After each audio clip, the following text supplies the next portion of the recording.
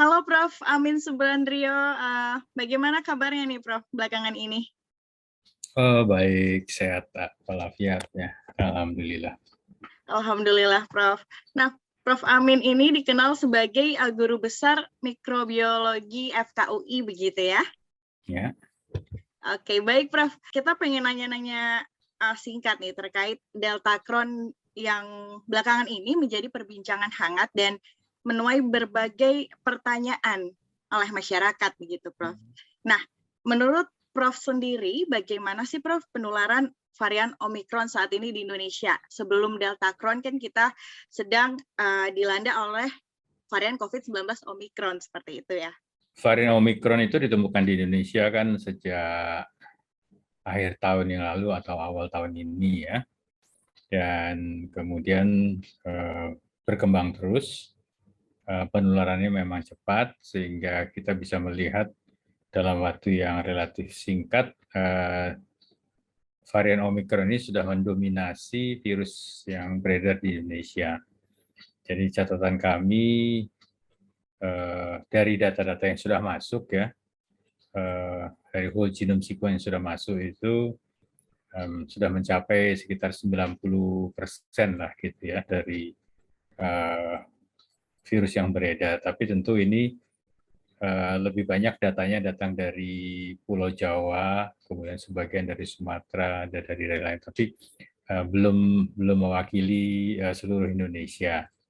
Ya, tapi sekali lagi dari data yang sudah masuk, yang sudah dilaporkan oleh Indonesia, itu sekitar 90%-an sudah didominasi oleh Omikron. Tapi catatannya tidak berarti bahwa varian lain tidak ada, masih ada ya, varian Delta dan sebagainya itu masih ada. Oke, baik Prof. Ya. Lantas bagaimana atau apa yang harus dilakukan masyarakat agar terhindar dari varian Omikron ini yang belakangan ini banyak menyerang? Yang kita harus lakukan sebetulnya sama ya, artinya cara menghindari Omikron itu sama dengan cara menghindari Delta atau varian-varian lain ya, karena di luar sana di masyarakat ataukah ya di luar rumah sakit ya dimanapun kita tidak bisa membedakan virus yang sedang beredar di situ itu varian yang mana. Varian itu baru diketahui setelah dilakukan pemeriksaan whole genome sequence di laboratorium.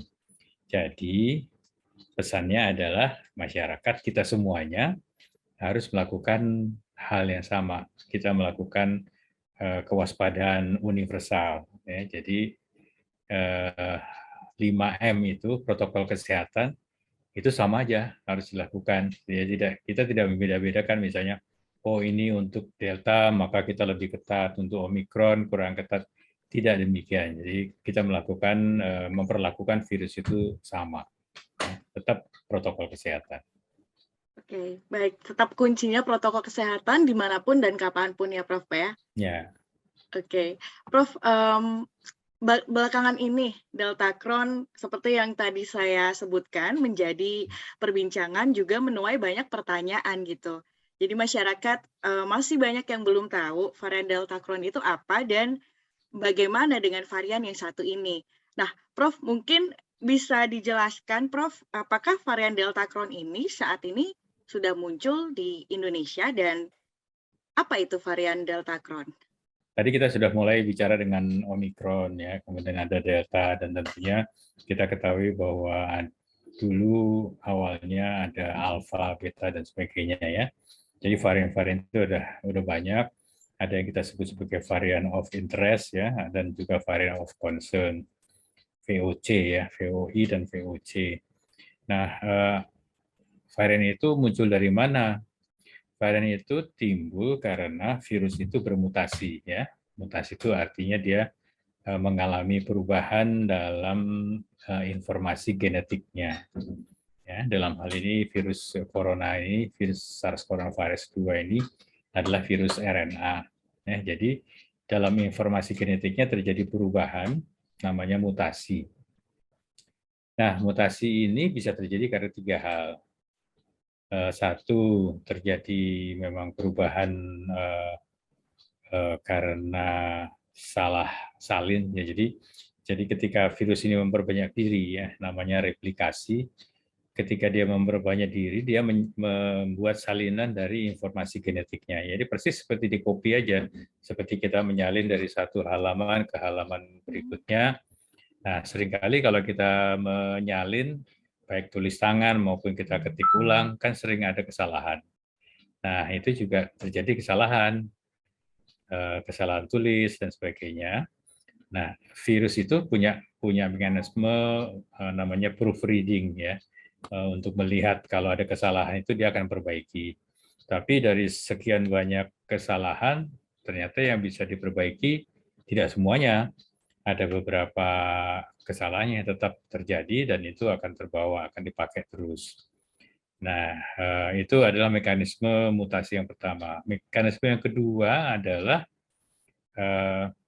terjadi namanya rekombinasi.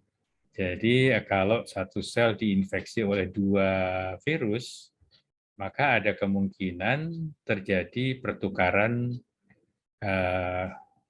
sebagian dari informasi genetika antara virus 1 dengan virus 2. Ya. Contohnya adalah kalau kita misalnya kita punya sepatu warnanya coklat, pakai kaos kaki warnanya coklat juga, kemudian kita punya sepatu warnanya kuning misalnya, dengan kaos kaki warna kuning, ya. Tapi ketika kemudian kita simpan dalam satu keranjang, kita ambil secara acak, nah mungkin kita akan mendapatkan sepatu dengan kaos kaki warna kuning atau sepatu kuning dengan kaos kaki warna coklat, ya. Jadi terjadi rekombinasi. Nah, itu yang terjadi di virus corona ini, ya. Ini yang kita alami sekarang ini, yang kita sebut sebagai Deltacron, itu adalah diamati ada virus, masih namanya virus SARS coronavirus 2, ya, belum berubah, tetapi dia membawa sebagian gen dari Delta dan juga sebagian dari Omicron. Sebaliknya juga demikian, itu ada yang bawa Omicron dengan ada sisipan dari Delta, ya. Itu terjadi kombinasi namanya. Nah, itu yang kemudian kita sebut sebagai Delmicron. Nah, mekanisme ketiga, mekanisme yang mungkin agak panjang penjelasannya, tapi ini dikaitkan dengan upaya virus untuk melepaskan diri dari tekanan-tekanan di dalam sel hostnya. Ya.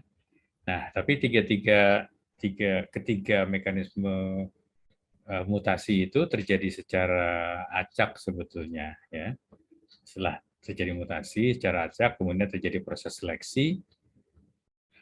Hanya virus yang menjadi lebih kuat, lebih fit, itu yang akan kemudian menjadi partikel virus baru.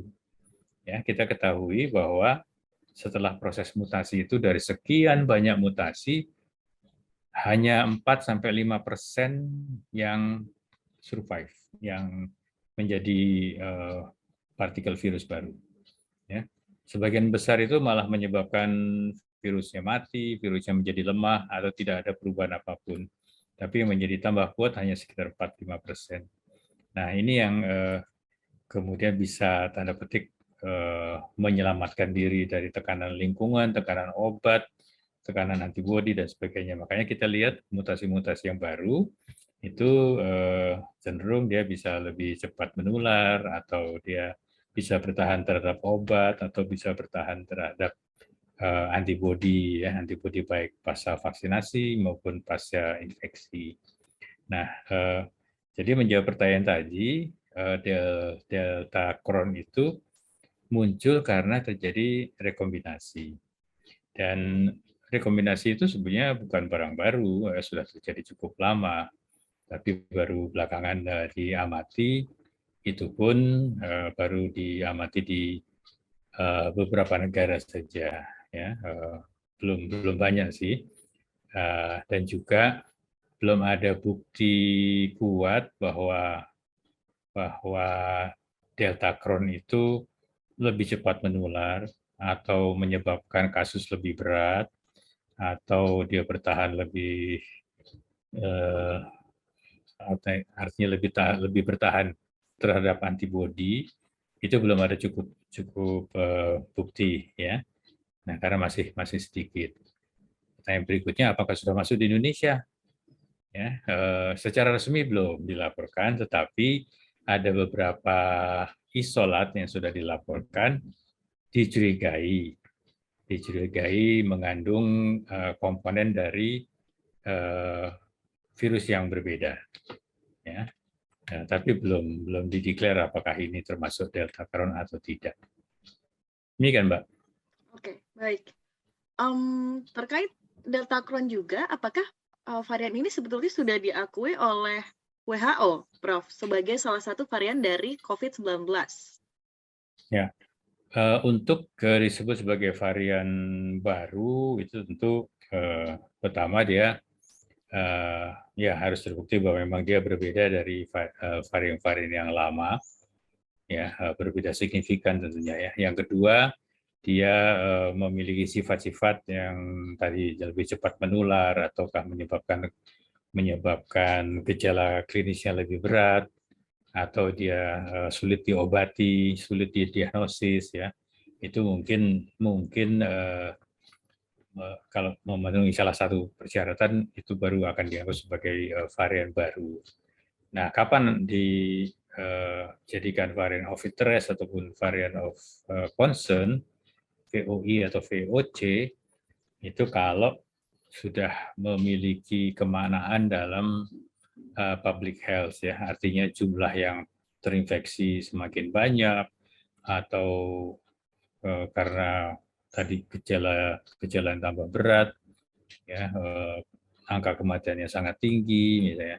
Intinya adalah bahwa di masyarakat kita melihat virus itu sudah menimbulkan permasalahan yang serius. Tapi saat ini sekali lagi untuk Delta Crohn belum ya. Tapi masing-masing Delta sendiri tetap dianggap itu sebagai variant of concern. Omicron juga demikian. Ya.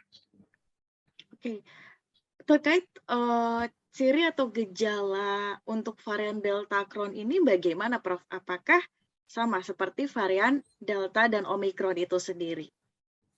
Ya,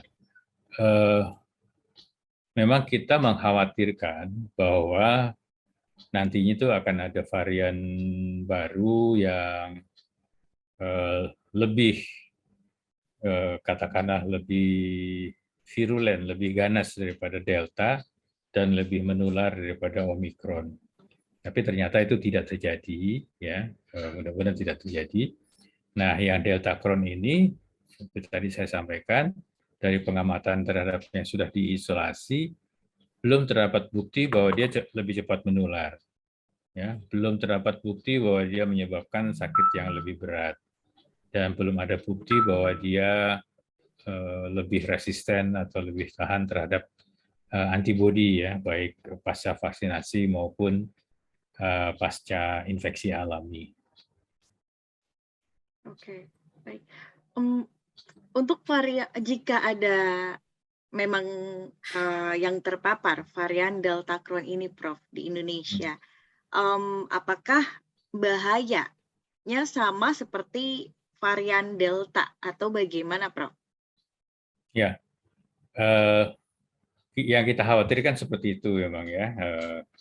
Yang kita khawatirkan adalah dia virulen seperti Delta dan juga cepat menular seperti Omicron. Tetapi sekali lagi dari yang diamanati di Eropa, Inggris, Prancis, itu belum ada bukti ke arah sana. Jadi justru yang Delta Crohn itu belum dibuktikan lebih cepat menular atau menyebabkan gejala lebih berat.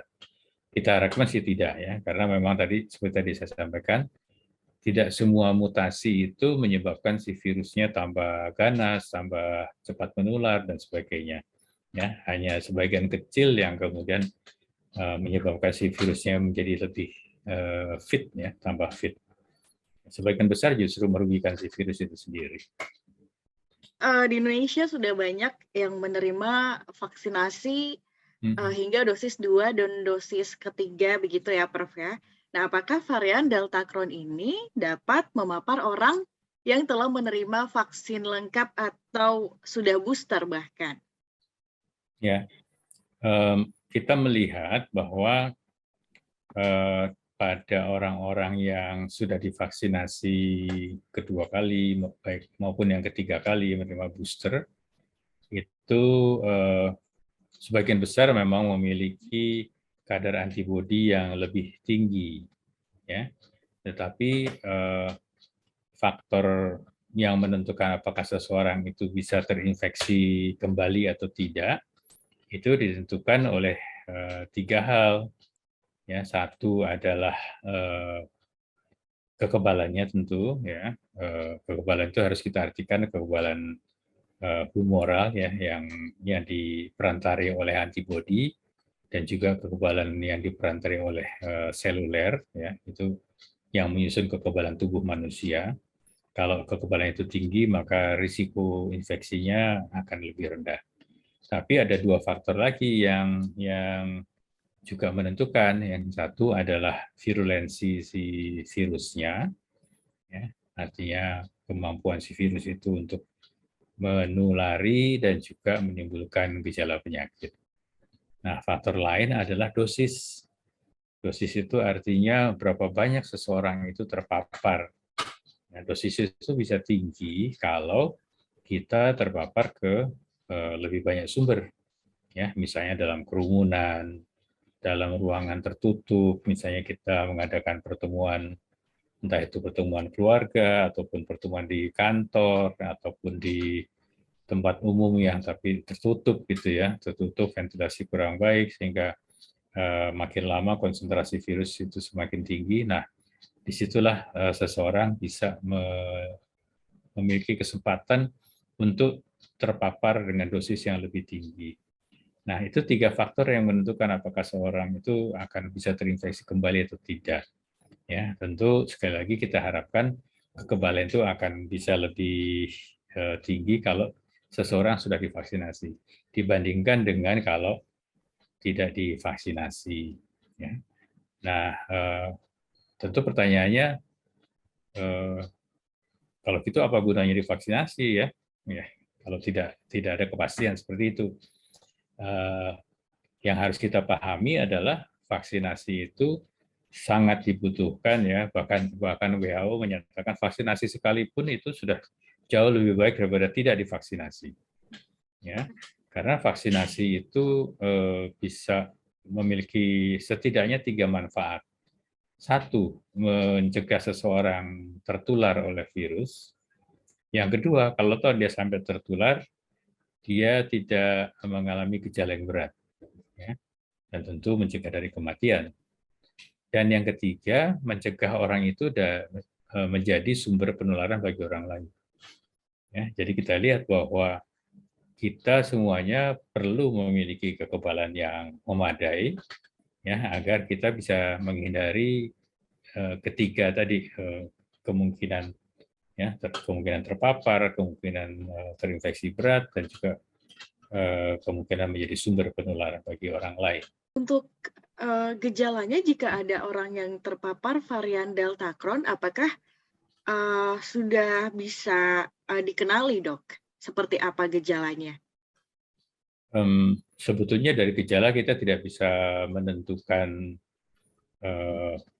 variannya, ya, walaupun ada beberapa petunjuk barangkali, tapi tetap harus dikonfirmasi. Misalnya yang terinfeksi Omikron sebagian besar ringan atau bahkan tidak bergejala, gejalanya hanya pilek-pilek saja, demam, sehingga mungkin dianggap sebagai flu biasa dan sembuh dalam waktu yang relatif singkat, ya, 3-5 hari sudah sembuh, ya.